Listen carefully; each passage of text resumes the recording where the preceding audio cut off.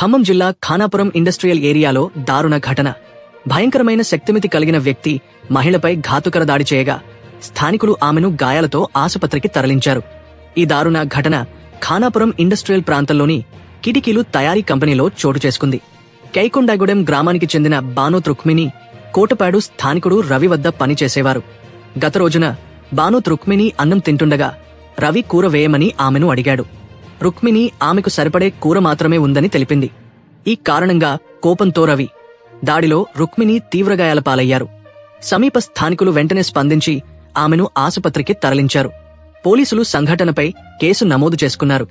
ఘటనకు సాక్ష్యంగా ఉన్న స్థానికులు మహిళను వెంటనే ఆసుపత్రికి తరలించారని తెలిపారు.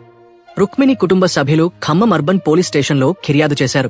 ఖమ్మం అర్బన్ పోలీస్ స్టేషన్ అధికారులు ఈ దాడిపై విచారణ ప్రారంభించగా దాడి విషయమే రవిపై ఫిర్యాదు నమోదు అయినట్లు తెలిపారు.